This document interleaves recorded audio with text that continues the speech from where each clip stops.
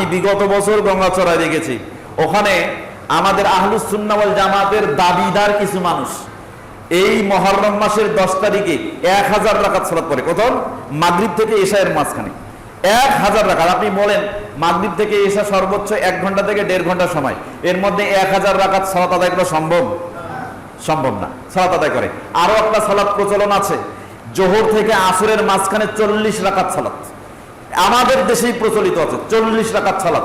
আরো একটা সালাত প্রচলন আছে 4 রাকাত সালাত, যে সালাতের প্রত্যেক রাকাতে সূরা ফাতিহা পাঠ করবে, এরপরে 50 বার সূরা ইখলাস অর্থাৎ কুল হুয়াল্লাহু আহাদ আল্লাহুস সামাদ এই সূরাটা পাঠ করবে। এরপরে প্রত্যেক রাকাতে এইভাবে পাঠ করার পর 4 রাকাত সালাত শেষ করবে। রাসূল সাল্লাল্লাহু আলাইহি ওয়াসাল্লাম বলেছেন, গুফিরাত খাতায়াহু মিন খামসিনা সানাতান ক্বাবলাহু ওয়া বা'দা। যদি কোনো ব্যক্তি 4 রাকাত সালাত এভাবে আদায় করে, তাহলে আল্লাহ তার 50 বছর পূর্বের এবং 50 বছর পরের গুনাহকে মাফ করে দিবেন। নাউযুবিল্লাহ, সুবহানাল্লাহ বলেছেন। এই হাদিসটা রয়েছে, তারা তৈরি করেছে। কারা তৈরি করেছে? শিয়ারা তৈরি করেছে। ইমাম সাররানী রাহিমাহুল্লাহ মাওজুআত নামে একটা হাদিস সংকলন করেছেন, যেখানে সব জাল হাদিসকে একত্রিত করেছেন।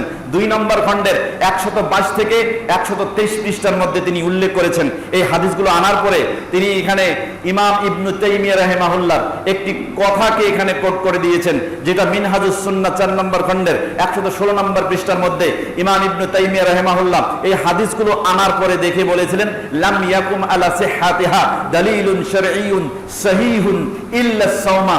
এই মুহররম মাসে সালাতের বিষয়ে, সালাতের ফজিলতের বিষয়ে যত হাদিস বর্ণনা করা হয়েছে, শুধু সিয়াম পালন করা ছাড়া একটা হাদিসও সহিহ নয়, সবগুলো জাল। কি হাদিস? জাল হাদিস।